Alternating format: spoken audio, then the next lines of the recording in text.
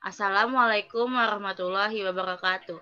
Kami dari kelompok 6 ingin mempresentasikan bab 17 tentang investasi, yang anggotanya terdiri dari saya, Salsa Nuraliza, dengan NIM 2019 1231011, Anggita Nur Amalia dengan NIM 2019 1231013, dan Hidayati Asyifa dengan NIM 2019 1231034. Investasi hutang.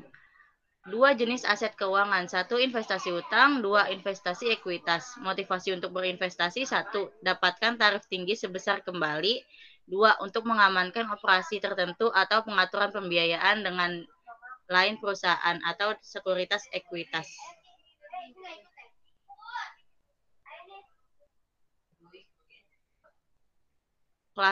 Klasifikasi dan pengukuran aset keuangan, dua kriteria, satu, apa perusahaannya model bisnis untuk mengelola keuangannya aktiva? 2. Apa kontraknya karakteristik arus kas keuangan investasi? Melihat lebih dekat pada investasi utang. Investasi utang ditandai dengan pembayaran kontrak pada tanggal tertentu. 1. Kepala sekolah dan bunga atas jumlah pokok terutang. Perusahaan pengelompokan investasi utang menjadi 3 kategori, yaitu 1. Dimiliki untuk dikumpulkan, 2. Dimiliki untuk pengumpulan dan penjualan, 3. Perdagangan.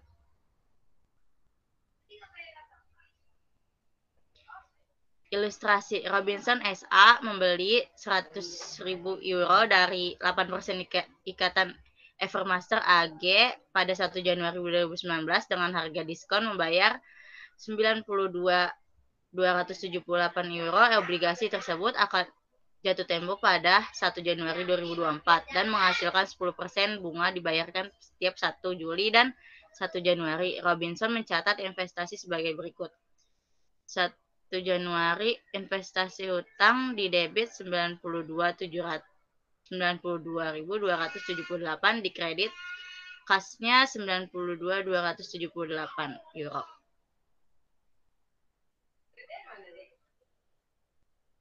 %, bonds purchase to yield 10%. Dari tanggal 1 kita lihat carrying amount of bonds-nya ada 92.278 euro. Di tanggal 7 cash reserve-nya kita terima 4.000, interest revenue-nya 4.614, bonds discount of amortization-nya 614, carrying amount of bonds-nya 92.892. Tanggal 1 Januari 2020-nya kita terima 4.000 dan interest revenue 4.645, bonds discount amortization-nya 645, carrying amount of bonds-nya 93.537. Tanggal 7 Januari 2020 kita terima cash reserve-nya 4.000, interest revenue-nya 4.677, bond discount amortization-nya 677, carrying amount-nya 94.214. Tanggal 1 Januari 2021-nya 4.000 cash reserve, interest revenue 4.711, bond discount amortization-nya 711, carrying amount of bond-nya 94.925. Tanggal 7 Januari 2021 kita terima 4.000, interest revenue-nya 4.746, bond discount amortization-nya 783, carrying amount-nya 96.454. Tanggal 1 Januari 2023 4.000 cash reserve-nya, interest revenue-nya 4.864, bond discount-nya 864, carrying amount-nya 98.141. Tanggal 1 Januari 2024-nya cash reserve-nya 4.000, interest revenue-nya 4.952, bonds discount amortization-nya 952, carrying amount of bond-nya 100. Total cash reserve-nya 40.000, total interest revenue-nya 47.722, total bond discount amortization-nya 7.722. Next. Robinson mencatat penerimaan pembayaran bunga tengah tahun pertama pada tanggal 1 Januari 2019 sebagai berikut. Di kas ada uang tunai sebesar 4.000, investasi hutang sebesar 614, dan di kreditnya ada pendapatan bunga 4.614. Next. Slide selanjutnya akan dipresentasikan oleh teman saya, Anggita Nuramalia.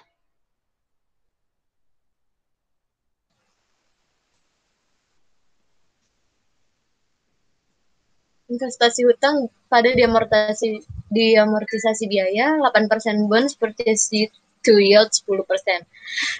Tanggal 1 Januari 2019 carrying amount of bondnya 92.278. Tanggal 7 Januari 2019 cash reserve-nya 4.000, interest revenue 4.614, bond discount amortization-nya sebesar 614 dan carrying amount of bond-nya 92.892. Pada tanggal 1 Januari 2020, cash reserve-nya 4.000, interest revenue-nya 4.645, bond discount amortization-nya 645, dan carrying amount of bonds-nya 93.537. Robinson adalah berdasarkan tahun kalender, ia memperoleh bunga dan mengamortisasi diskon pada tanggal 31 Desember 2019 sebagai berikut.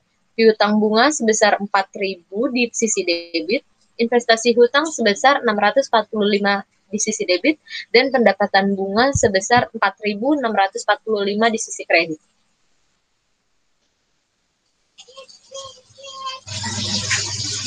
Pelaporan dari bond investasi pada biaya perolehan diamortisasi, statement of financial position-nya, long-term investment, debt investment-nya sebesar 93.537 euro, current asset-nya ada interest receivable sebesar 4.000 euro, lalu pada income statement, other income and expense-nya, yaitu interest revenue-nya sebesar 9.259 yang didapat dari 4.614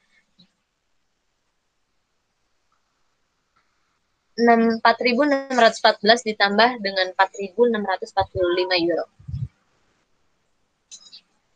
Lalu, menganggap Robinson itu menjual investasinya di tanggal 1 November 2021 di 99.3/4 ditambah bunga yang masih harus dibayar, Robinson mencatat amortisasi diskon ini sebagai berikut, yaitu hutang investasi sebesar 522 di sisi debit, dan pendapatan bunga 522 di sisi kredit dengan hitungan yaitu 783 euro dikali dengan 4/6 sama dengan 522 euro.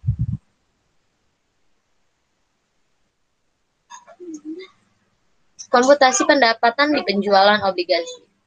Selling price of bonds atau exclusive of accrued interest sebesar 99.750, less book value of bonds on November 1, 2021, amortization cost-nya July 1, 2021 sebesar 95.671 euro, at discount amortization for the period July 1, 2021, yaitu 2 November 1-nya sebesar 522 dengan total akhirnya 96.193 euro, gain on sale of bond-nya sebesar 3.557.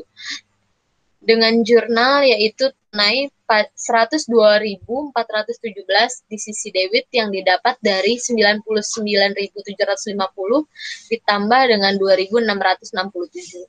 Lalu pendapatan bunga yaitu 2.667 pada sisi debit yaitu 4/6 dikali 4.000 euro. Investasi hutang sebesar 96.193 di sisi kredit.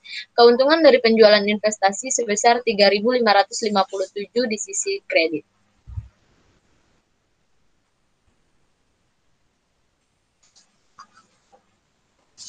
Hutang investasi dimiliki untuk pengumpulan dan penjualan HFC atau HFCS.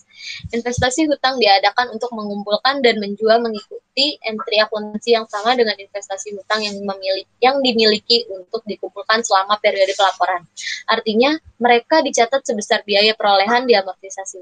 Namun, pada setiap tanggal pelaporan perusahaan yaitu sesuaikan biaya perolehan diamortisasi untuk nilai wajar. Selanjutnya, keuntungan atau kerugian kepemilikan yang belum direalisasi dilaporkan bagian dari pendapatan komprehensif lainnya, bukan dalam laporan laba rugi. Ilustrasinya, Drive PLC membeli 100.000 10% 5 tahun obligasi pada 1 Januari 2019 dengan hutang bunga pada tanggal 1 Juli dan 1 Januari. Obligasi tersebut dijual seharga 108.111 yang menghasilkan obligasi premium dari 8.111 dan bunga efektif tingkat 8%. Graves mencatat pembelian obligasi sebagai berikut. Pada tanggal 1 Januari 2019, investasi hutang sebesar 108.111 di sisi debit dan tunai sebesar 108.111 di sisi kredit. Selanjutnya akan dilanjutkan oleh Hidayati ya Syifa.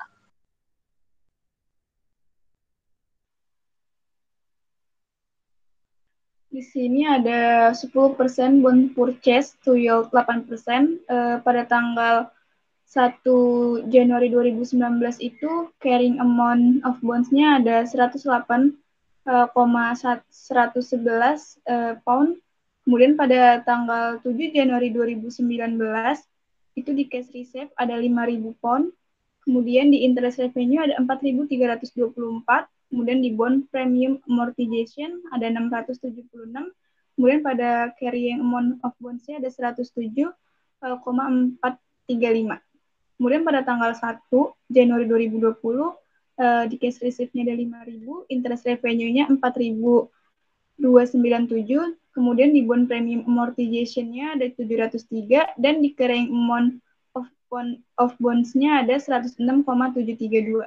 Kemudian pada tanggal 7 Januari 2020 di cash reserve-nya sebesar 5.000.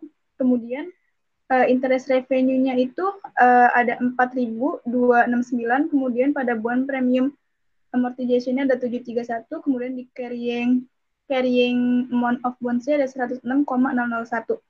Kemudian pada tanggal 1 Januari 2021 di cash reserve-nya itu masih ada 5.000. Kemudian di interest revenue-nya itu ada 4.240. Kemudian di bond premium amortization-nya ada 760. Kemudian di carrying amount of bonds-nya ada 105,241. Kemudian pada tanggal 7 Januari 2021 cash reserve-nya masih ada 5.000. Kemudian interest revenue-nya ada 4.210. Kemudian pada bond premium amortization-nya ada 790, kemudian carrying amount of bonds-nya ada 104,451. Kemudian pada tanggal 1 Januari 2022, cash reserve-nya masih 5.000, interest revenue-nya 4,178, bond premium amortization-nya ada 822, kemudian carrying amount of bonds-nya ada 103,629. Kemudian pada tanggal 7 Januari 2022, cash reserve-nya masih 5.000, kemudian interest revenue-nya 4.145, bond premium amortization-nya 855, kemudian pada carrying amount of bonds-nya 102,774. Kemudian pada tanggal 1 Januari 2023, cash reserve-nya 5.000, interest revenue-nya 4.111, bond premium amortization-nya 889, carrying amount of bonds-nya 101,885. Kemudian pada 7 Januari 2023 itu cash reserve-nya itu masih 5.000. Kemudian pada interest revenue ada 4.075. Kemudian pada bond premium amortization-nya ada 925. Kemudian pada carrying amount of bond-nya ada 100,960. Kemudian pada tanggal 1 Januari 2024 cash reserve-nya itu ada 5.000. Interest revenue-nya ada 4,040. Kemudian pada bond premium amortization-nya ada 960, kemudian pada carrying amount of bonds-nya ada 100.000. Total dari seluruh cash reserve ini ada 50.000. Kemudian pada interest revenue totalnya ada 41,889 dan pada bond premium amortization-nya totalnya 8.111.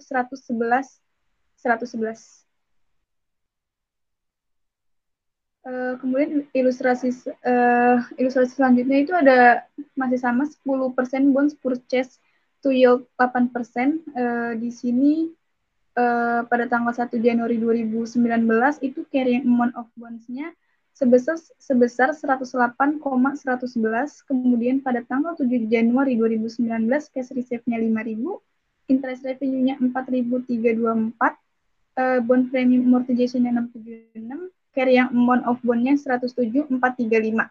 Kemudian pada tanggal 1 Januari 2020 cash reserve-nya 5.000, interest revenue-nya 4297, bond premium amortization-nya 703, kemudian pada carrying amount of bonds-nya 106,732. Kemudian pada tanggal 7 Januari 2020, cash reserve-nya 5.000, interest revenue-nya 4.269, bond premium amortization-nya 731, dan carrying amount of bond-nya 106,001. Ilustrasinya untuk mencatat pendapatan bunga pada 1 Juli 2019 sebagai berikut.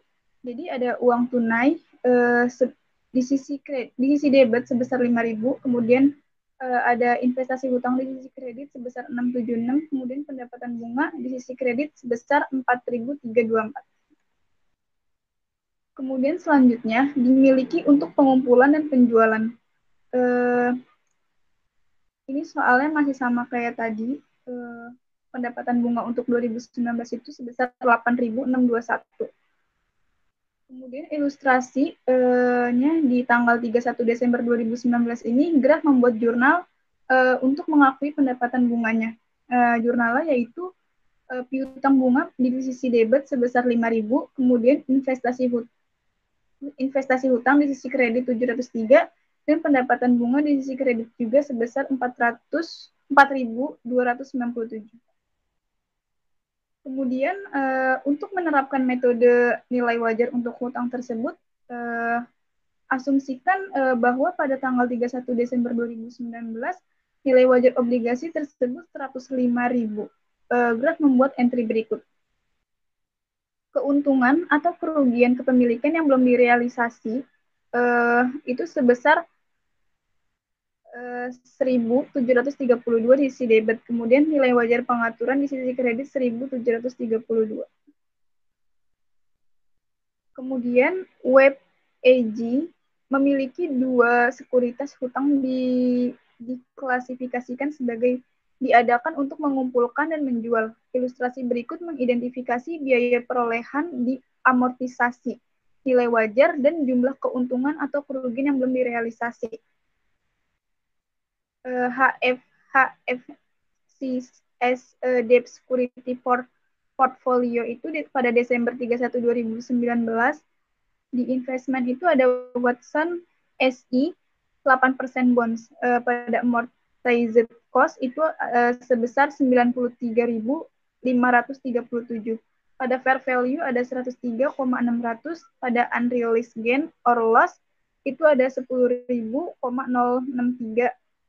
Kemudian pada Enacom Group 10% bonds itu di amortized cost-nya itu ada 200.000, fair value 184.400, dan unrealized gain or loss-nya itu ada 19.600. Kemudian total of portfolio-nya itu pada amortized cost-nya itu sebesar 293.537, pada fair value 284.000, kemudian pada unrealized gain or loss-nya itu sebesar min 9.537. Kemudian pada previous fair value adjustment balance-nya itu di unrealized gain or loss-nya itu sebesar 0. Kemudian pada fair value adjustment itu sebesar min 9.537. Kemudian siapkan jurnal penyesuaian web akan melakukannya buat pada tanggal 31 Desember 2019 untuk mencatat kerugian. Jadi jurnal itu keuntungan atau kerugian kepemilikan yang belum direalisasi, ekuitas, itu sebesar 9.537. Kemudian nilai wajar pengaturan sebesar 9.537. Jika perusahaan menjual obligasi sebelum tanggal jatuh tempo, ini harus membuat entry untuk menghapus dari akun debt investment biaya perolehan di amortisasi dari obligasi yang dijual. Keuntungan atau kerugian yang direalisasikan dari penjualan dilaporkan di pendapatan dan beban lain, bagian dari laporan laba rugi.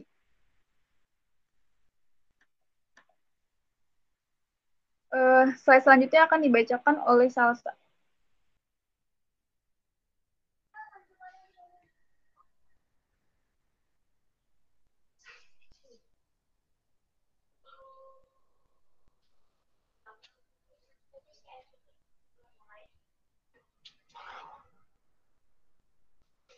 Ilustrasinya, web AJ terjual ikatan Watson dalam ilustrasi 17.7 pada tanggal 1 Juli 2020 untuk 90.000. Pada saat itu terdapat biaya perolehan diamortisasi sebesar 94.214. Amortized cost-nya Western Bonds sebesar 94.214 euro. Less selling price of bonds-nya 90.000. Total loss on sale of bonds-nya 4.214. Jurnalnya di debit ada uang tunai 90.000, kerugian penjualan investasi sebesar 4.214. Di kredit ada investasi utang sebesar 94.214.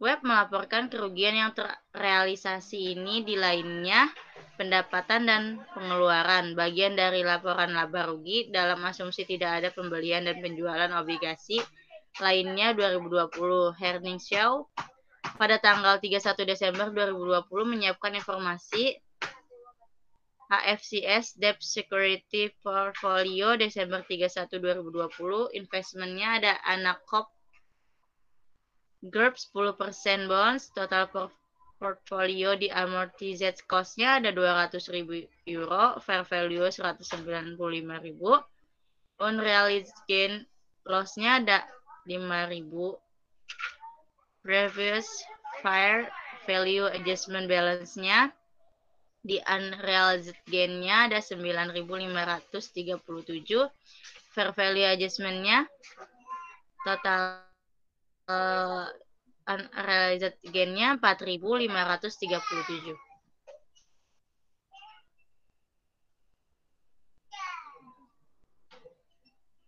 Catatan web berikut pada tanggal 31 Desember 2020.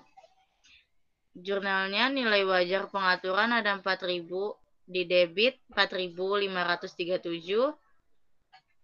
Di kredit ada keuntungan atau kerugian pemilikan yang belum direalisasi ekuitas 4.537.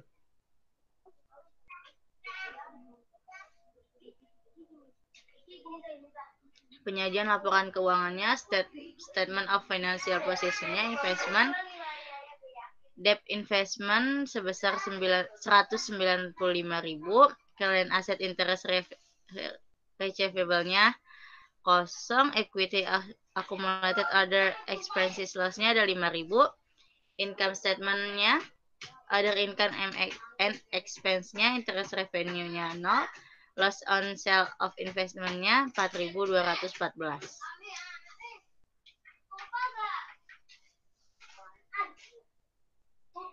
Ilustrasi menganggap bahwa pada tanggal 31 Desember 2019, Western Publishing menetapkan sekuritas perdagangan portofolio menjadi seperti yang ditunjukkan. Di tanggal akuisisi, Western penerbitan direkam sekuritas pembiayaan perdagangan dibiaya dalam akun berjudul Debt Investment ini adalah pertama penilaian ini baru-baru ini portofolio yang dibeli. Trading Debt Security Portfolio Desember 31 2019.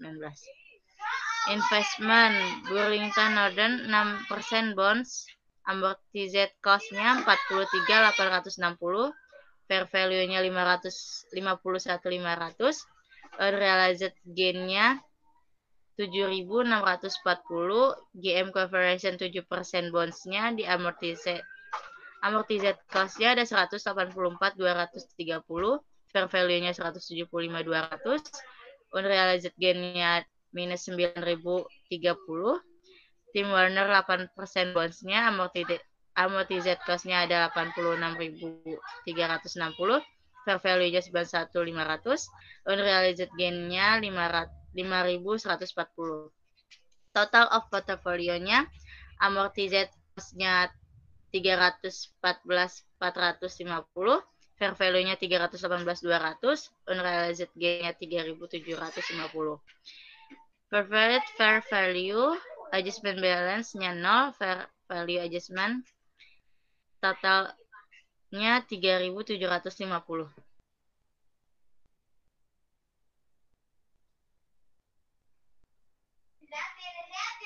Di 31 Desember, Western Publishing membuat jurnal penyesuaian ke akun penyesuaian nilai wajar untuk mencatat peningkatan nilai dan keuntungan kepemilikan yang belum direalisasi.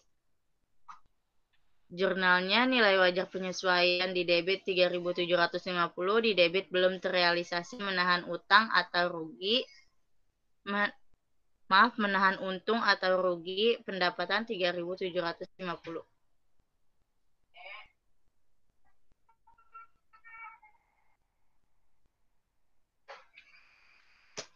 Perusahaan memiliki opsi untuk melaporkan sebagian besar keuangan aset dinilai wajar dengan semua keuntungan dan kerugian yang terkait dalam perubahan nilai wajar dilaporkan dalam laporan laba rugi. 1. Diterapkan atas dasar instrumen per instrumen. 2. Umumnya hanya tersedia pada saat perusahaan pertama kali membeli aset keuangan atau menimbulkan liabilitas keuangan. 3. Perusahaan harus mengukur instrumen ini pada nilai wajar sampai perusahaan tidak lagi memiliki kepemilikan. Slide selanjutnya akan dipresentasikan oleh teman saya Anggita Nur Amalia.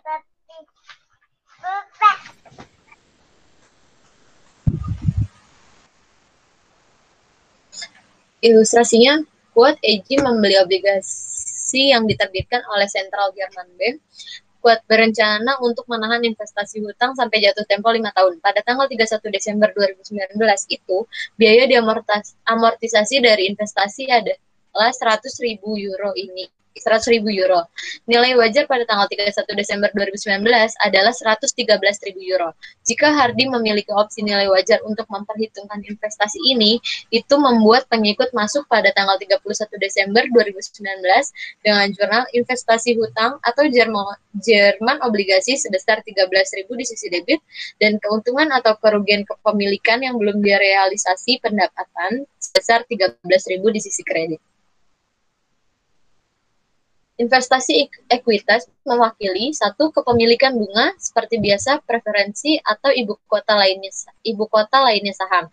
2. Hak untuk memperoleh atau melepas kepentingan kepemilikan yang disepakati untuk atau harga yang didapat ditentukan seperti dalam waran dan hak. Biaya sudah termasuk 1. Harga pembelian keamanan dan yang kedua broker komisi dan biaya yang dicatat sebagai biaya. Investasi ekuitas, kepemilikan kurang dari 20%, di bawah IFRS, asumsi adalah bahwa investasi ekuitas diadakan untuk diperdagangkan. Akuntansi umum dan atau aturan pelaporan, yang pertama, investasi dinilai pada nilai wajar, yang kedua, catat keuntungan dan kerugian yang belum direalisasi di batas pemasukan.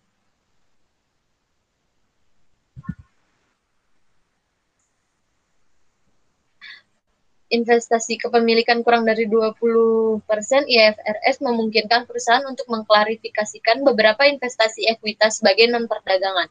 Akuntansi umum aturan pelaporan, yang pertama, investasi dinilai pada nilai wajar, dan yang kedua, catat keuntungan dan kerugian yang belum direalisasi di pendapatan komprehensif lainnya.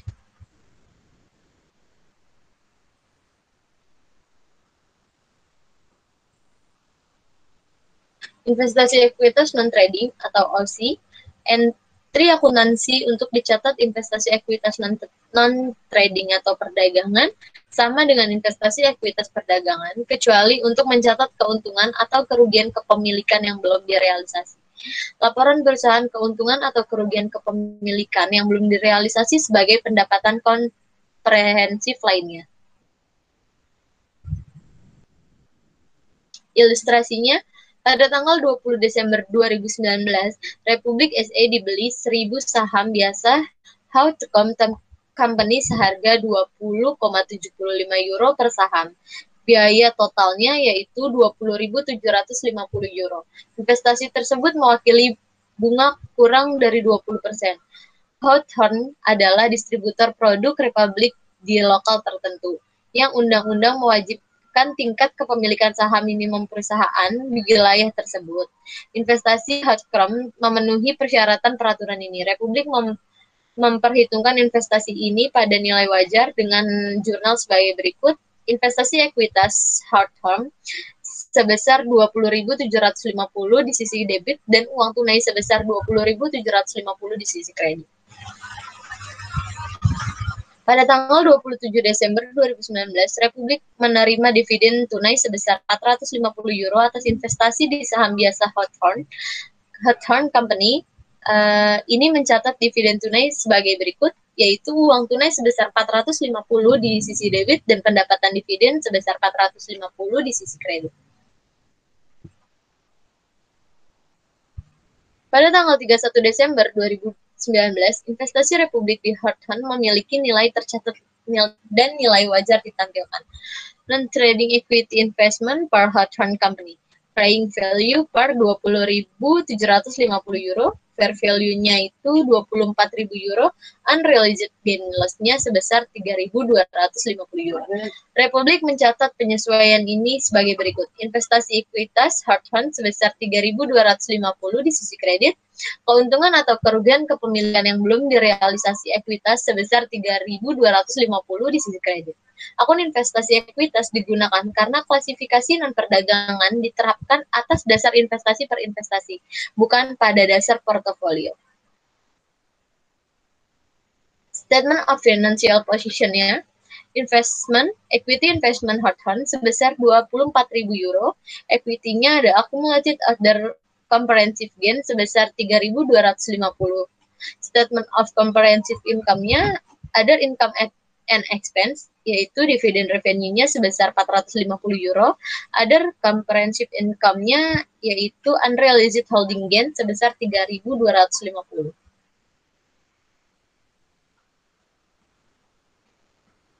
Di 20 Desember 2020, Republik menjual semua saham biasa Hawthorne Company dengan penerimaan bersih sebesar 22.500 euro, yaitu non-trading equity investment-nya ada fair value of Hawthorne Equity Investment Desember 31 2019 sebesar 24.000 euro. Lalu fair value of Hawthorne Equity Investment-nya pada tanggal 20 Desember 2020 sebesar 22.500 dengan total unrealized holding loss equity-nya sebesar 1.500 euro.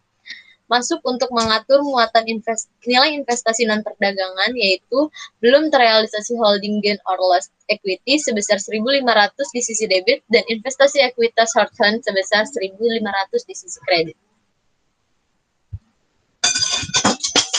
Selanjutnya akan disampaikan oleh Hidayati.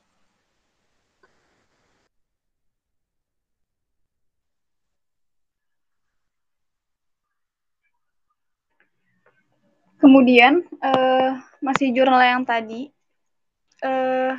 kemudian masuk untuk penjualan investasinya, yaitu jurnalnya ada uang tunai di sisi debit itu sebesar 22.500, kemudian investasi ekuitas di sisi kredit sebesar 22.500. Kepemilikan antara 20% dan 50%. Investasi langsung atau tidak langsung dengan 20% atau lebih, hak suara investasi harus mengarah pada anggapan bahwa jika tidak ada bukti yang bertentangan, investor memiliki kemampuan untuk melaksanakan pengaruh signifikan atas investasi. Dalam kasus pengaruh signifikan, investor harus memperhitungkan investasi dengan menggunakan metode ekuitas. Metode ekuitas, catat investasi pada biaya dan kemudian sesuaikan jumlah untuk setiap periode perubahan aset bersih investasi. Investor bagian proporsional dari pendapatan kerugian dari investasi meningkat menurun, nilai tercatat investasi. Dividen diterima dari penurunan investasi, nilai tercatat investasi. Jika bagian investor atas kerugian investasi melebihi nilai tercatat investasi, investor biasanya harus menghentikan penerapan metode ekuitas dan tidak mengakui kerugian tambahan.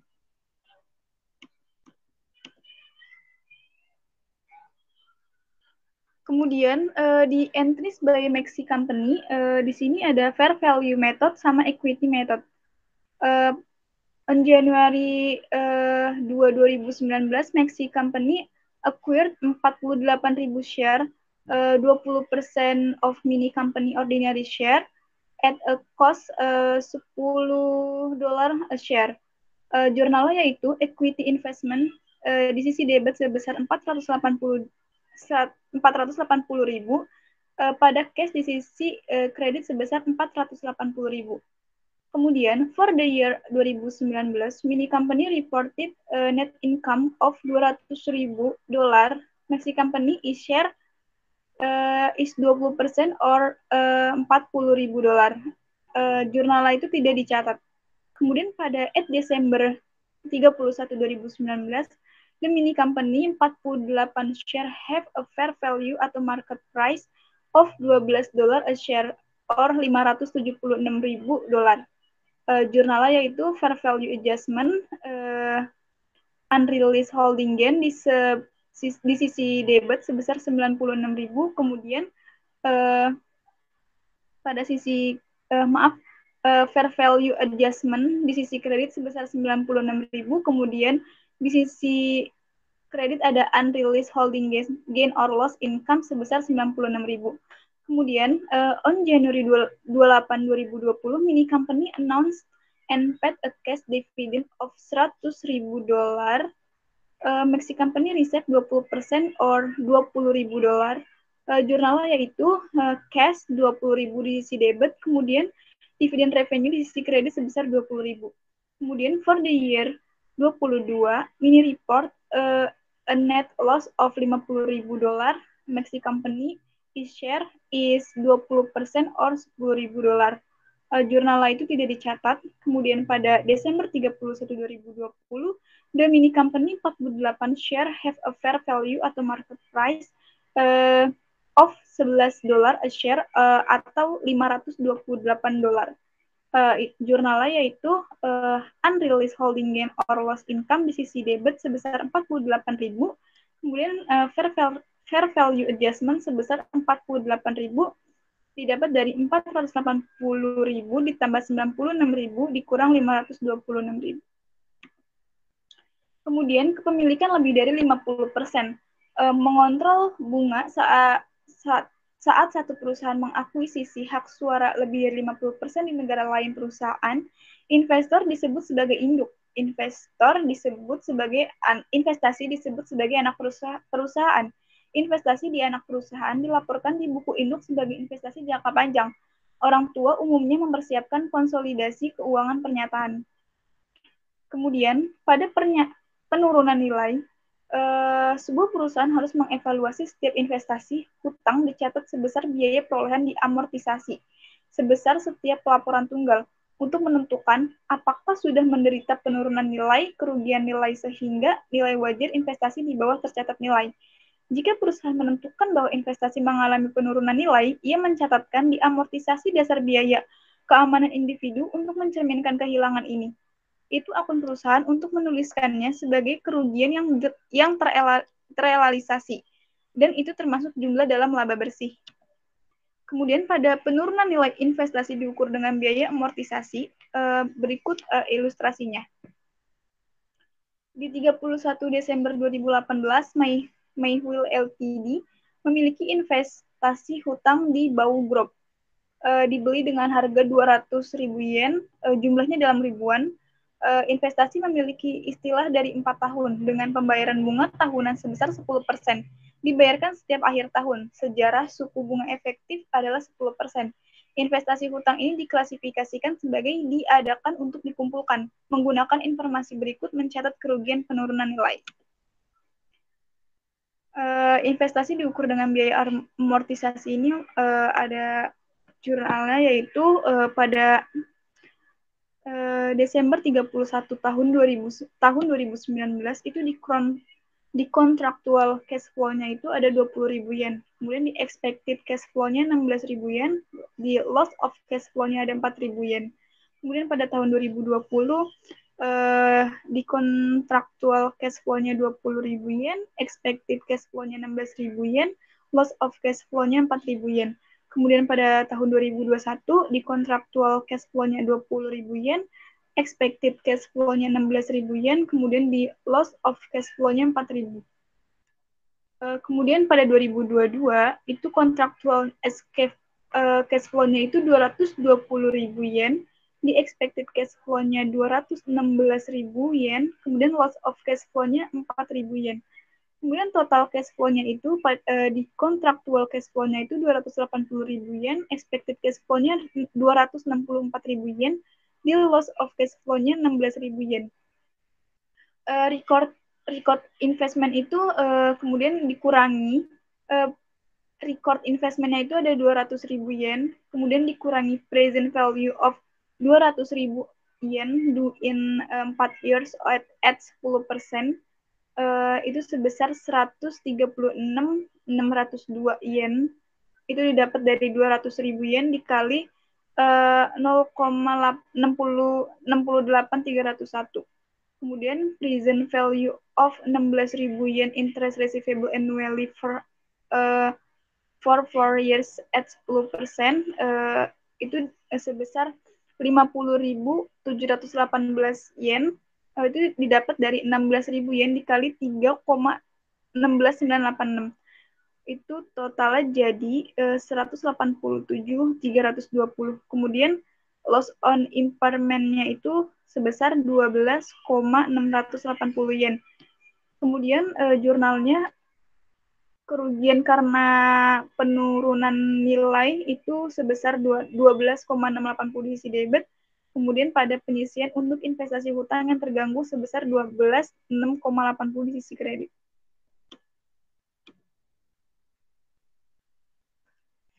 Jika selanjutnya kerugian penurunan nilai berkurang, beberapa atau semua yang telah dikenali sebelumnya kerugian penurunan nilai harus dibalik dengan yang pertama di debit kepenyisihan untuk hutang yang terganggu akun investasi dan mengkredit pemulihan penurunan kerugian.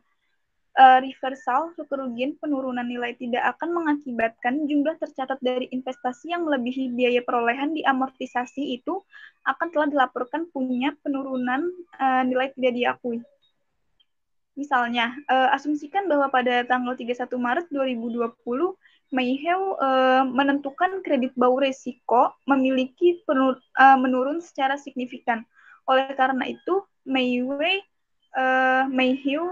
memutuskan untuk membalikan kerugian tersebut dengan membuat pengikut masuk. Tunjangan untuk investasi hutang yang terganggu sebesar 12,680 di sisi debit, kemudian pemulihan kerugian di penurunan sebesar 12,680 di sisi kredit. Kemudian penurunan nilai pada investasi hutang. Perusahaan yang memiliki investasi hutang diadakan untuk dikumpulkan dan penjualan laporan investasi pada nilai wajar, dan setiap perubahan nilai wajar dilaporkan dalam pendapatan komprehensif lain. Untuk investasi ini, perusahaan menggunakan sebuah berbeda model penurunan nilai. Asumsikan bahwa Alexander Eg membeli investasi hutang HFCS pada bulan Juli 1, 2019 untuk 1 juta euro atau nilai nominalnya. Investasi hutang memiliki tingkat bunga 7% dan jatuh tempo pada 1 Juli 2024. Kemudian pada 31 Desember 2019, nilai wajar penyertaan telah menurun menjadi 960.000 euro karena kenaikan suku bunga pasar. Entry yang akan direkam hutang ini pada investasi di 2019 adalah pada 1 Juli 2019 to record the purchase of the debt investment. Jurnalnya itu debt investment 1 juta di sisi debit, kemudian pada cash di sisi kredit sebesar 1 juta. Kemudian pada 31 Desember 2019 to record interest revenue on the debt investment. Itu di sisi cash, di sisi debit itu ada cash sebesar 35.000. Didapat dari 1 juta euro dikali 7% dibagi 2. Kemudian pada interest revenue di sisi kredit sebesar 35.000. Kemudian pada Desember 31 2019 to record the decrease in fair value of the debt investment. Itu jurnalnya di sisi debit ada unrealized holding gain or loss equity sebesar 40.000. Kemudian pada sisi kredit ada fair value adjustment sebesar 40.000 didapat dari 1 juta dikurang 960.000. Kemudian pada 31 Desember 2019 to close the unrealized gain or loss equity. Jurnalnya yaitu pada sisi debit sebesar akumulasi ada comprehensive income sebesar 40.000 pada unrealized holding gain or loss equity sebesar 40.000. Kemudian pada 31 Desember 2019 Alexander Egi keuangan pernyataan seperti yang ditunjukkan di bawah. Statement of financial position-nya itu ada aset berupa debt investment sebesar 960.000 euro didapat dari 1 juta dikurang 40.000. Kemudian di equity ada accumulated other comprehensive income or loss itu sebesar min 40.000 euro. Kemudian pada income statement-nya ada income and expense-nya itu ada interest revenue sebesar 35.000 euro. Slide selanjutnya akan dibacakan oleh teman saya Salsa.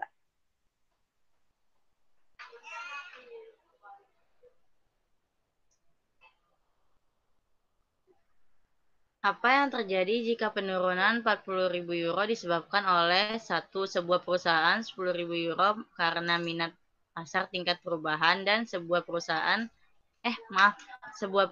10.000 euro karena minat pasar tingkat perubahan dan sebuah penurunan nilai 30.000 euro karena risiko kredit. Di kasus ini, ketiga entry dalam ilustrasi 17.24 berubah karena penurunan nilai sebesar 30.000 euro. Dilaporkan dalam laporan laba rugi, bukan dalam penghasilan konferensi lain. Entry kerekam penurunan nilai dan perubahan nilai wajar dan jurnal penutupan terkait ditampilkan di ilustrasi 17.26.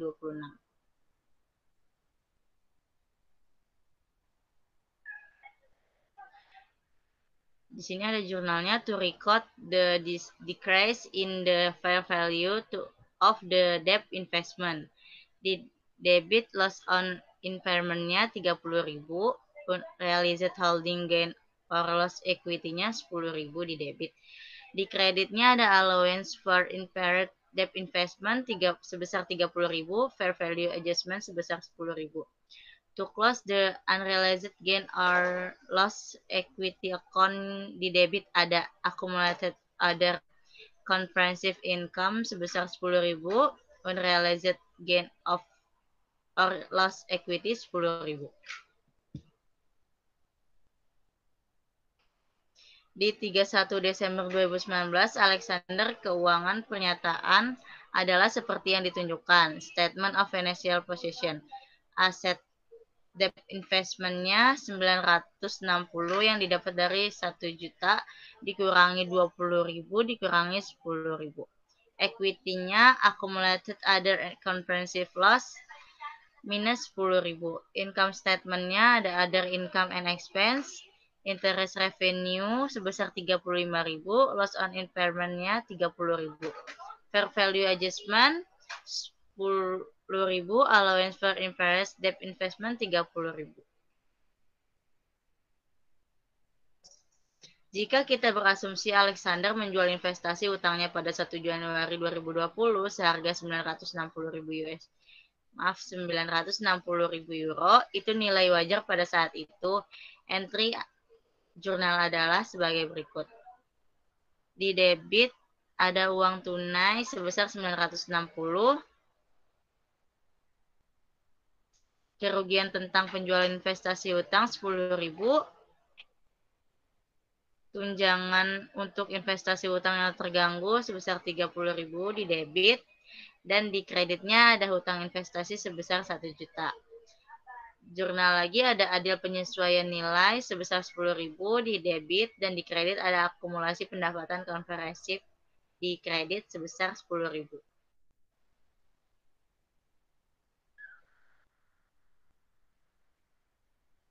Apa yang terjadi jika Alexander memutuskan untuk mempertahankan investasi utangnya dan nanti menentukan bahwa risiko kreditnya atas investasi ini telah menurun sebesar 15.000 euro. Pada kasus ini, membuat entry sebagai berikut. Di debit ada penyisihan untuk investasi utang yang terganggu sebesar 15.000. Di kredit ada pemulihan kerugian penurunan nilai sebesar 15.000.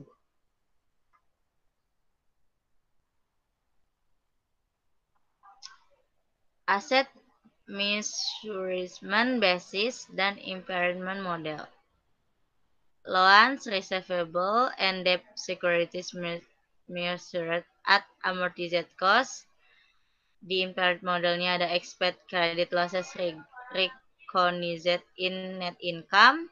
Di asset measurement basis debt securities measured at fair value with gains and losses record in other comprehensive income.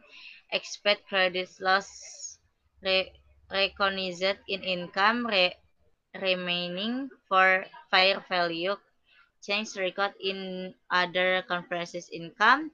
Debt and equity securities measured at fair value with gain and losses record in net income. Impairment measured as the difference between the lower of amortized cost in fair value debt securities or lower of cost or fair value equity securities.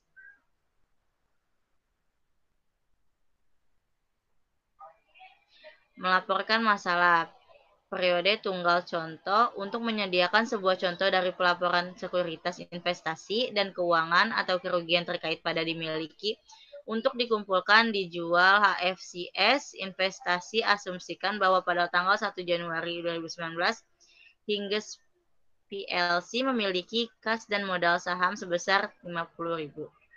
Di tanggal tersebut, perusahaan tidak memiliki aset, kewajiban, atau saldo ekuitas lainnya. Pada tanggal 2 Januari, Engsel dibeli untuk uang tunai sebesar 50.000 dan sekuritas hutang diklasifikasikan sebagai HFCS.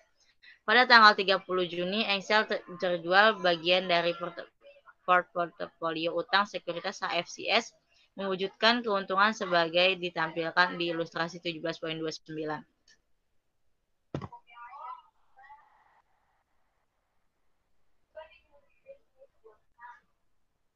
Di 30 Juli, Engsel terjual bagian dari portofolio utang sekuritas HFCS, mewujudkan keuntungan sebagai tampilan. Fair value of securities sold sebesar 22.000, less cost of securities sold sebesar 20.000, realized gain sebesar 2.000. Engsel tidak membeli atau menjual sekuritas lainnya selama 2019, menerima 3.000 dalam minat saat tahun ini. Pada tanggal 31 Desember 2019, sisa portofolio seperti yang ditunjukkan. Fair value of portfolio sebesar 34.000 euro, less cost of portfolio sebesar 30.000, unrealized gain-nya sebesar 4.000.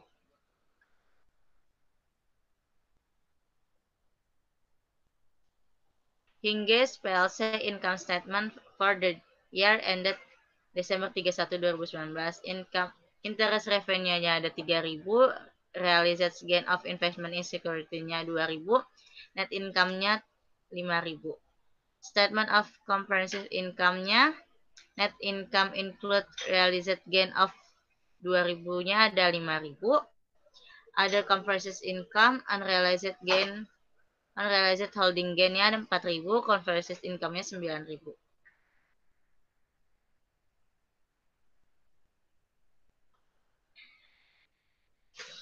Statement of change is equity.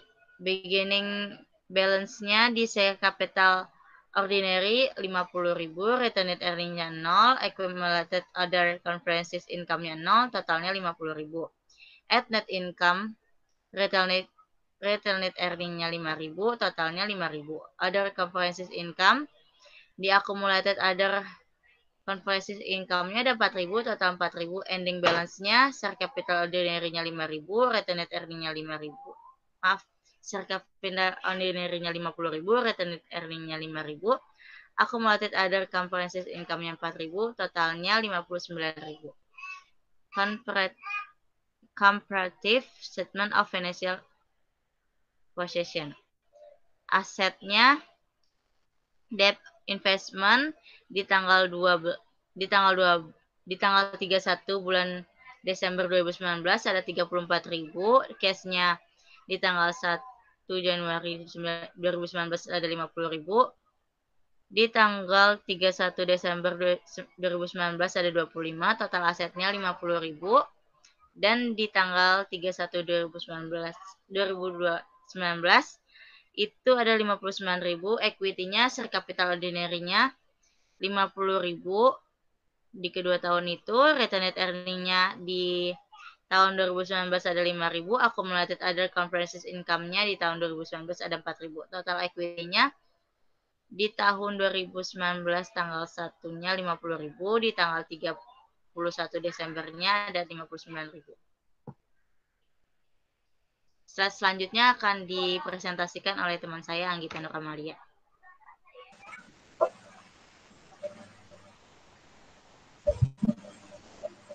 Penyesuaian daur ulang melaporkan masalah. Contoh multi periode. Kapan sebuah perusahaan menjual sekuritas sepanjang tahun, perhitungan ganda keuntungan atau kerugian yang direalisasikan dalam pendapatan komprehensif dapat terjadi. Ini hasil perhitungan ganda ketika perusahaan melaporkan keuntungan atau kerugian yang belum direalisasi dalam pendapatan komprehensif lain di sebuah periode sebelumnya dan melaporkan keuntungan atau kerugian tersebut sebagai bagian dari laba bersih periode berjalan. Untuk memastikan keuntungan dan kerugian tidak dihitung dua kali pada saat terjadi penjualan. Diperlukan penyesuaian klasifikasi. Contoh pelaporan masalah multi periode. Untuk menggambarkan asumsi bahwa OpenAG memiliki dua hutang HFCS, investasi dalam portofolionya pada akhir 2018. Is pertama tahun operasi ditampilkan. Investmentnya yaitu Lehman In bonds-nya 6%, amortization cost sebesar 80.000, fair value-nya 105.000, dan unrealized holding gain-nya sebesar 25.000. Watsco bonds-nya 7%, yaitu amortization cost-nya sebesar 120.000, fair value-nya sebesar 135.000, unrealized holding gain-nya sebesar 15.000. Total portofolionya sebesar amortization cost-nya sebesar 200.000, fair value-nya 240.000, unrealized holding gain-nya sebesar 40.000. Reverse fair value adjustment balance-nya 0 per 0, fair value adjustment-nya sebesar 40.000.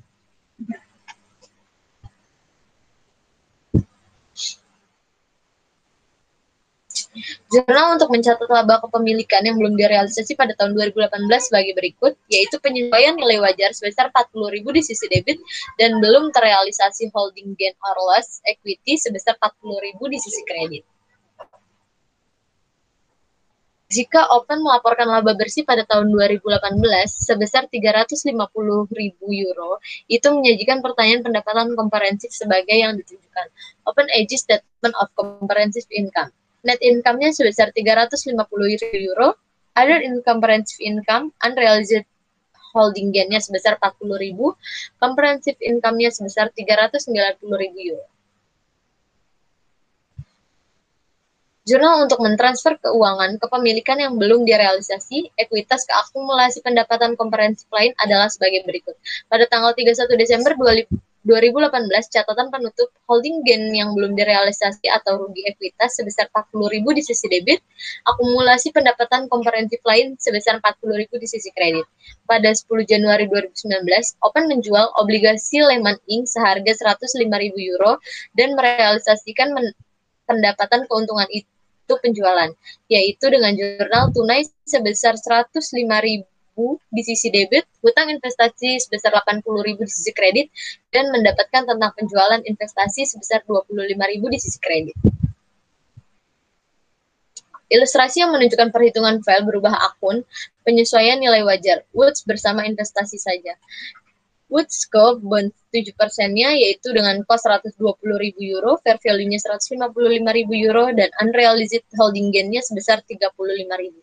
Reverse fair value adjustment balance-nya sebesar minus 40.000 di unrealized holding gain dengan fair value adjustment sebesar minus 5.000 euro di sisi unrealized holding gain. Jurnal untuk mencatat untung rugi atau belum direalisasi pada tahun 2019 adalah belum terrealisasi holding gain or loss equity sebesar 5.000 di sisi kredit dan adil penyesuaian nilai sebesar 5.000 di sisi kredit.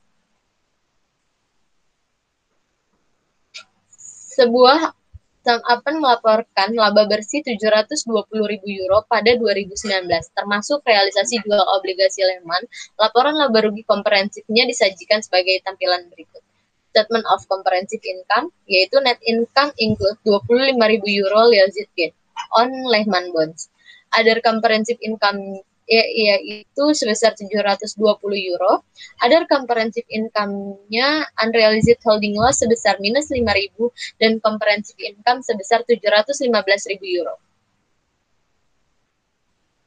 Pada 31 Desember 2019, buka laporan tentang pernyataannya tentang keuangan hutang posisi investasi, yaitu 155.000 euro, biaya 120.000 euro tambah penyesuaian nilai wajar sebesar 35.000 euro. Dan terakumulasi lainnya pendapatan komprehensif dalam ekuitas sebesar 35.000 euro yang didapat dari 40.000 euro dikurangi dengan 5.000 euro.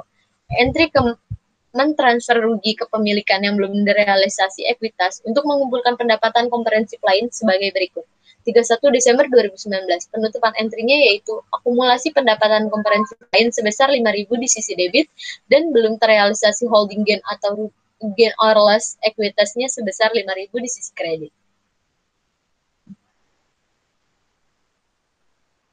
Contoh, ini klasifikasi ulang penyesuaian pendapatan dilakukan dalam laporan laba rugi. Di terakumulasi lainnya, pendapatan komprehensif atau dalam catatan untuk keuangan pernyataan.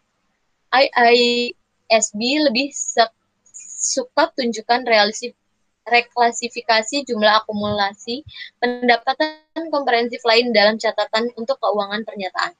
Untuk OpenAG, presentasi ini adalah sebagai tampilan. Notes to financial statement. Beginning balance 1 Januari 2019 sebesar 40.000, current period of comprehensive income sebesar 20.000 euro yang didapat dari 155.000 dikurangi dengan 135.000 euro. Amount reclassified from accumulated other comprehensive income sebesar minus 25.000, unrealized holding loss-nya sebesar minus 5.000. Lalu ending balance pada tanggal 31 Desember 2019 sebesar 35.000. Next, mentransfer sebuah investasi dari satu klasifikasi ke klasifikasi lainnya. Yang pertama, short hanya terjadi jika model bisnis untuk mengelola investasi perubahan. Yang kedua, ada IISB mengharapkan perubahan seperti itu langka. Yang ketiga, perusahaan memperhitungkan transfer antar klasifikasi secara prospektif pada awal periode akuntansi setelah perubahan model bisnis.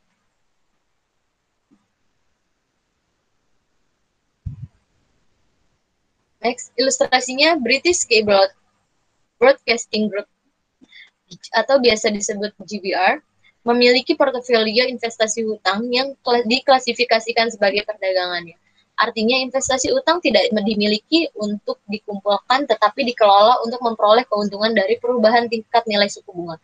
Akibatnya, ini memperhitungkan investasi pada nilai wajar. Pada tanggal 31 Desember 2018, British K memiliki saldo sebagai berikut dengan sekuritas debt investment sebesar 1.200.000, fair value adjustment-nya sebesar 125.000 dengan carrying value-nya sebesar 1.325.000. Sebagai bagian dari proses perencanaan strategis diselesaikan pada kuartal keempat 2018, manajemen British K memutuskan untuk beralih sebagai strategi sebelumnya yang membutuhkan manajemen aktif ke strategi yang dimiliki untuk menagih investasi utang ini. British K membuat jurnal berikut untuk mentransfer sekuritas untuk klasifikasi untuk dipungut, yaitu dengan jurnal investasi hutang sebesar 125.000 di sisi debit dan adil nilai penyesuaian sebesar 125.000 di sisi kredit.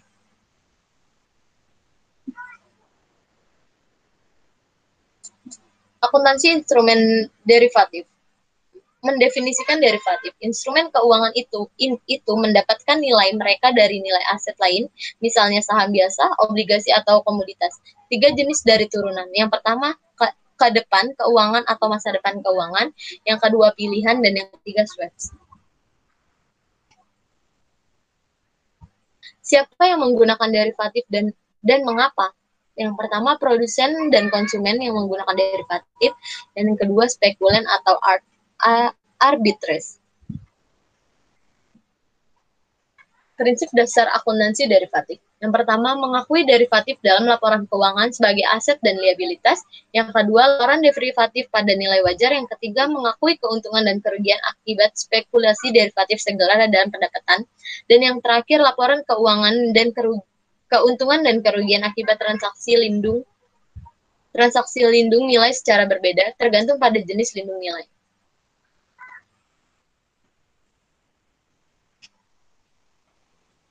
Turunan keuangan instrumen spekulasinya, sebuah call option memberikan hak kepada pemegangnya, tetapi bukan kewajiban, untuk beli saham dengan harga yang telah ditentukan. Ilustrasinya, asumsi bahwa perusahaan membeli kontrak opsi panggilan pada tanggal 2 Januari 2019 saat saham Laredo diperdagangkan di 100 euro per saham. Kontrak tersebut memberikan opsi membeli 1.000 saham disebut sebagai jumlah nasional dari saham Laredo dengan harga sebesar 100 euro per saham.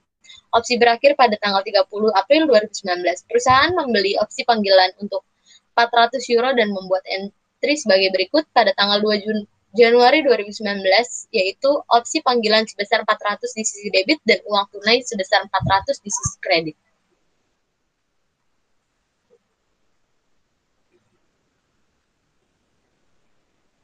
Premi opsi terdiri dari dua jumlah, option premium, yaitu intrinsic value plus ditambah dengan time value.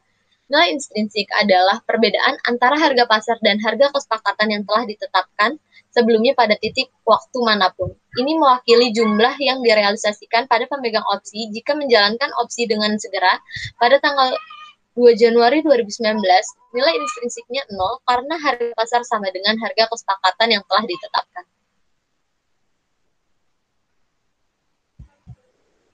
Next. Lalu time value-nya yaitu nilai waktu mengacu pada nilai opsi di atas dan di atas nilai intrinsiknya. Nilai waktu mencerminkan kemungkinan bahwa opsi tersebut memiliki nilai wajar lebih besar dari 0. Bagaimana? Pasalnya, ada beberapa ekspektasi bahwa harga saham Laredo akan naik di atas strike price selama masa opsi, seperti yang ditunjukkan nilai waktu untuk opsi tersebut adalah 400 euro. Selanjutnya akan disampaikan oleh Hidayati.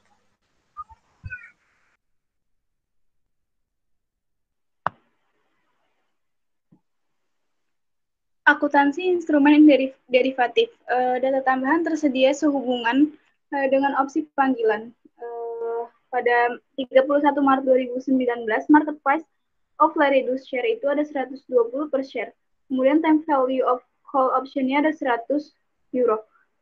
Pada 16 April 2019, market price of Laredo share-nya sebesar 115 euro per share. Kemudian pada time value of call option-nya itu ada 60 euro. Di 31 Maret 2019, harga saham Laredo meningkat menjadi 120 euro per saham. Nilai intrinsik dari kontrak opsi panggilan sekarang 20.000 euro. Artinya, perseroan dapat melakukan call option dan membeli 1.000 saham dari Bird Investment sebesar euro per saham. Itu kemudian dapat menjual saham di pasar 120 euro per saham. Ini memberikan perusahaan keuntungan atas kontrak opsi 20.000 euro. Didapat dari 120.000 euro dikurang 100.000 euro. Pada 31 Maret 2019 mencatat peningkatan nilai intrinsik dari opsi sebagai berikut. Opsi panggilan sebesar 20.000, kemudian pada keuntungan atau kerugian kepemilikan yang belum direalisasi pendapatan sebesar 20.000. Penilaian pasar menunjukkan bahwa nilai waktu dari opsi pada 31 Maret 2019 sebesar 100 euro. Perusahaan mencatat perubahan nilai opsi ini sebagai berikut. Keuntungan atau kerugian kepemilikan yang belum direalisasi pendapatan sebesar 300, kemudian pada pilihan panggilan sebesar 300, didapat dari 400 dikurang 100.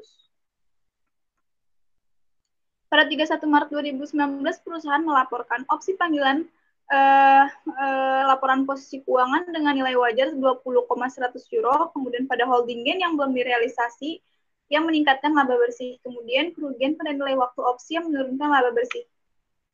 Pada 16 April 2019, perusahaan menyelesaikan opsi sebelum kadaluarsa untuk mencatat penyelesaian dengan benar. Itu memperbarui nilai opsi untuk penurunan nilai intrinsik 5.000 euro. Didapat dari 20 dikurang 15 dikali 1.000 sebagai berikut. Keuntungan atau kerugian kepemilikan yang belum direalisasi pendapatan sebesar 5.000 pada opsi panggilan 5.000. Penurunan nilai waktu opsi 40 euro dapat dari 100 dikurang 60 dicatat sebagai berikut. Keuntungan atau kerugian pemilikan yang belum direalisasi pendapatan sebesar 40 pada opsi panggilan sebesar 40. Pada saat penyelesaian, nilai tercatat opsi beli adalah sebagai berikut. Pada 2 Januari 2019 sebesar 400, 31 Maret 2019 sebesar 20.000, balance April 16 April 2019 15.060. Kemudian pada 31 Maret 2019 sebesar 300, 16 April 5.000 dan 16 April sebesar 40. Penyelesaian kontrak opsi dicatat sebagai berikut. Uang tunai sebesar 15.000, kerugian saat penyelesaian opsi panggilan 60, kemudian pada opsi panggilan sebesar 15.060. Ringkasan efek kontrak opsi beli terhadap laba bersih 31 Maret 2019, net increase in value of call option sebesar 19.700, kemudian pada 16 April 2019 decrease in value of call option sebesar min 5.040, kemudian pada 16 April 2019 settle call option sebesar min 60, total net income-nya sebesar 14.600 euro. Itu catatan perusahaan opsi panggilan. Dalam pernyataan itu, posisi keuangan pada 31 Maret 2019 selanjutnya melaporkan panggilan tersebut opsi dinilai wajar dengan keuntungan atau kerugian dilaporkan dalam pendapatan. Perbedaan antara instrumen keuangan tradisional dan derivatif. Instrumen keuangan derivatif memiliki 3 karakteristik dasar. Yang pertama, instrumen memiliki satu atau lebih dasar dan ketentuan pembayaran yang teridentifikasi. Yang kedua, instrumen membutuhkan sedikit atau tidak ada investasi pada awal kontrak. Yang ketiga, instrumen membutuhkan atau mengizinkan penyelesaian bersih. Fitur instrumen keuangan tradisional dan derivatif, yang di fitur ada payment, ada fitur, ada traditional financial instrument, equity investment atau trading, ada derivative financial instrument call option. Di fitur ada payment profession, ancillary investment, dan ada settlement.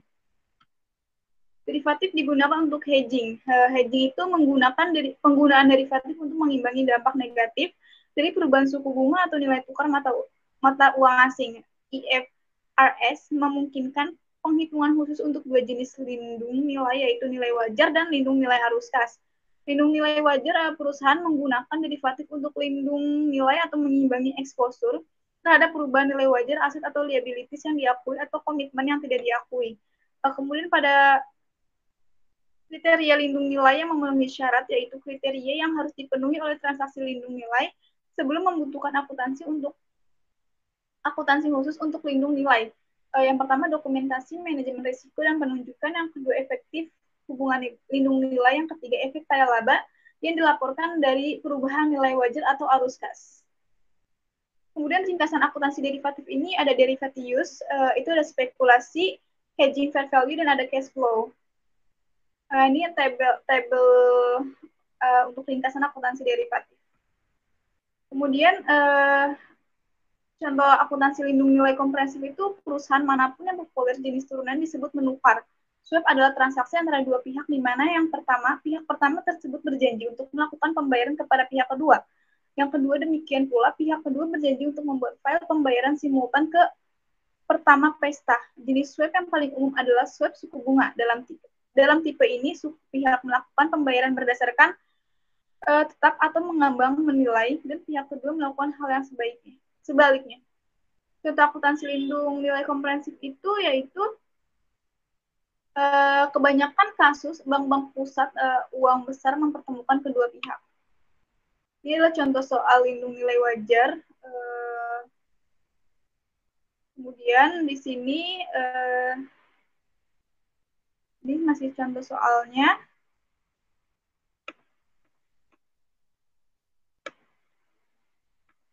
Kemudian pada pengungkapan nilai wajar, pengungkapan informasi nilai wajar instrumen keuangan itu ada dua, yaitu biaya dan nilai wajar. Dari semua instrumen keuangan harus dilaporkan dalam catatan atas laporan keuangan. Pengungkapan informasi nilai wajar itu ada 3 tingkatan, ada tingkat 1, tingkat 2, tingkat 3. Kalau yang tingkat 1 yang paling bisa diandalkan, level 2 kurang dapat diandalkan, dan tingkat 3 tidak dapat diandalkan. Kemudian perusahaan harus menyediakan penekanan khusus pada level ketiga. Yang pertama kuantitatif informasi, yang kedua sebuah diskusi kualitatif tentang sensitivitas pengukuran level 3 yang berulang untuk perubahan dalam masukan yang tidak dapat diobservasi di ungkapan. Yang ketiga sebuah deskripsi penilaian perusahaan proses. Kemudian pada pengungkapan informasi nilai wajar, perusahaan harus menyediakan penekanan khusus pada level 3 pengukuran. Ini masih lanjutan yang tadi. Yang keempat itu transfer antara level 1 dan 2 dari nilai wajar hierarki. Yang kelima informasi tentang non-finansial aset. Yang keenam itu hierarki yang tepat klasifikasi untuk item-item yang tidak diakui dalam pernyataan tersebut. Selanjutnya ada soal exercise 6.6 yaitu konversi obligasi. Gabel Company memiliki hutang obligasi dengan nilai tercatat 406.000 USD. Saat diterbitkan, Gabel mencatat 3.500 USD ekuitas konversi. Masing-masing dari 400.000 USD obligasi dapat dikonversi menjadi 20 saham preferen dengan nilai nominal 50 USD per saham. Semua obligasi diubah menjadi saham preferensi. Instruksinya yaitu dengan asumsi bahwa metode nilai buku digunakan, entry apa yang akan dibuat. Yaitu dengan jawaban konversi recorded at book value of the bonds, yaitu share premium conversion equity sebesar 3.500 di sisi debit, bonds payable sebesar 406.000 di sisi debit, share capital preference 400.000 di sisi kredit dengan perhitungan 400 dikali 20 dikali $50. Share premium preference sebesar 2.500 di sisi kredit. Selanjutnya pada soal exercise 16.22, yaitu pada tanggal 1 Januari 2019, saham beredar Cameron Company adalah sebagai berikut. 280.000 saham dengan nilai nominal $50, 7% saham preferensi kumulatif, 800.000 saham dengan nilai nominal $1 saham biasa. Penghasilan bersih untuk 2019 adalah $2.830.000. Tidak ada dividen tunai yang diumumkan pada atau dibayarkan selama 2019. Namun pada tanggal 15 Februari 2020, semua dividen preference yang tertunggak dibayarkan bersama dengan 5% dividen saham atas saham biasa. Tidak ada tunggakan dividen sebelumnya 2019. Pada tanggal 1 April 2019, 450.000 saham biasa dijual dengan harga $10 per saham. Pada tanggal 1 Oktober 2019, 110.000 saham biasa dibeli dengan harga $20 per saham dan akan disimpan sebagai saham treasury. Instruksinya yaitu hitung laba per saham untuk 2019. Asumsikan bahwa laporan keuangan untuk 2019 diterbitkan pada Maret tahun 2020.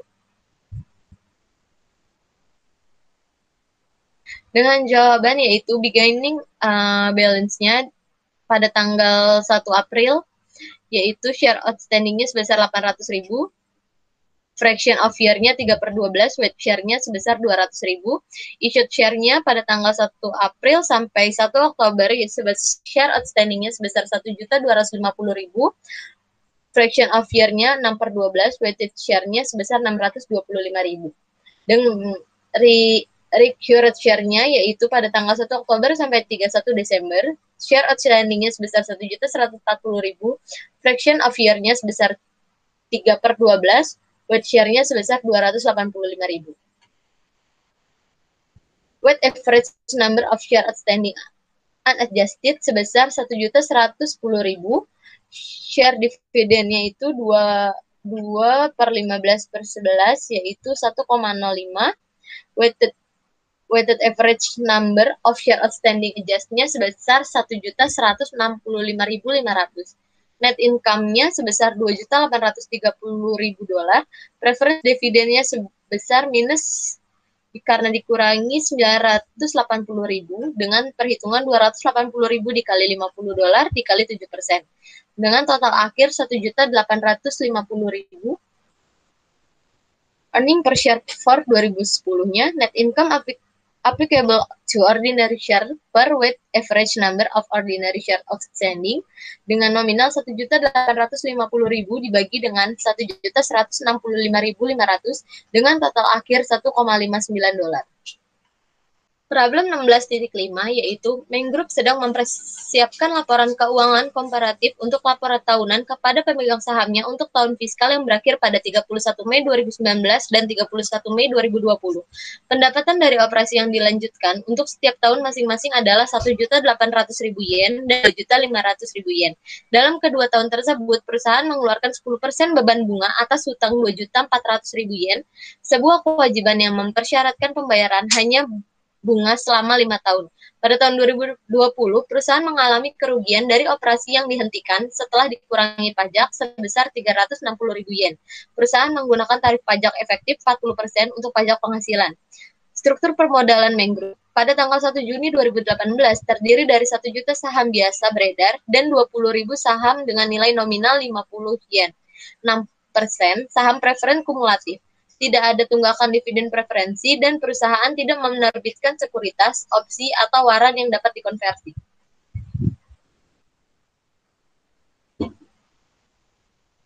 Pada 1 Oktober 2018, Meng menjual 500.000 saham biasa tambahan dengan harga 20 yen per saham.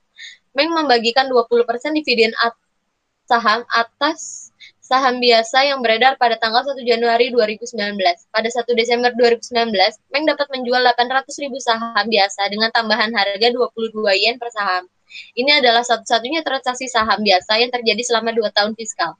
Instruksinya yaitu, identifikasi apa struktur modal di Meng Group merupakan struktur modal sederhana atau kompleks, dan jelaskan alasannya. Yang B, menentukan rata-rata tertimbang saham biasa yang akan digunakan grup Meng dalam menghitung laba per saham untuk tahun buku yang berakhir pada 31 Mei 2019 dan 31 Mei tahun 2020. Yang C, mempersiapkan dalam bentuk yang baik laporan laba rugi komparatif dimulai dengan pendapatan dari operasi untuk Meng Group untuk tahun fiskal yang berakhir pada 31 Mei 2019 dan 31 Mei 2020. Pernyataan ini akan dimasukkan dalam laporan tahunan Meng dan harus menampilkan yang sesuai presentasi laba per saham. Dengan jawaban yang A, Melton Corporation has a simple capital structure since it does not have any potentially dilutive securities. Yang B, the weighted average number of shares that Melton Corporation would use in the calculating earnings per share for the fiscal years ended 31 Mei 2010 dan 31 Mei 2011 sebesar 1.600.000 dan 2.200.000 respectively, calculated as follows, yaitu beginning balance pada tanggal 1 Juni sampai 1 Oktober dengan share outstandingnya sebesar 1 juta, restartnya sebesar 1,20, fraction of year-nya 4/12, weight share-nya sebesar 400.000, new issued-nya pada tanggal 1 Oktober sampai 31 Mei, shares outstanding-nya sebesar 1.500.000, restartment-nya sebesar 1,20, fraction of year-nya sebesar 8/12, weight share-nya sebesar 1.200.000, dengan total akhir 1.600.000. Even pada date outstanding-nya, beginning balance pada 1 Juni sampai dengan 1 Desember, share outstanding sebesar 1.800.000, fraction of year-nya 6/12, weight share-nya sebesar 900.000. New issued-nya pada tanggal 1 Desember sampai 31 Mei, share outstanding-nya sebesar 2.600.000, fraction of year-nya 6/12, dan weight share-nya sebesar 1.300.000 dengan total akhir 2.200.000. Yang C, comparative income statement. Income from operation-nya pada tahun 2010 sebesar 1.800.000 dan pada tahun 2011-nya sebesar 2.500.000. Interest expense-nya pada tahun 2010 sebesar 240.000 dan tahun 2011 240.000, dan tax-nya sebesar income from consolidating operation before tax sebesar 1.560.000, pada tahun 2011 sebesar 2.260.000, income from continuing operation-nya sebesar 936.000, dan pada tahun 2011 sebesar 1.356.000. Discounted operation loss, net income of tax, yaitu 240.000 dolar. Pada tahun 2010-nya tidak ada, dan pada tahun 2011-nya 360.000. Net income-nya sebesar 936.000 pada tahun 2010 dan 996.000 pada tahun 2011. Earnings per share. Income from continuing operation yaitu 55 dolar dan 2019 pada 59 dolar. Discounted operation loss-nya sebesar 16 pada 2011. Net income-nya yaitu 55 dolar pada tahun 2010 dan 43 dolar pada tahun 2011. Sekian presentasi dari kelompok kami. Apabila ada kesalahan mohon dimaafkan. Wassalamualaikum warahmatullahi wabarakatuh.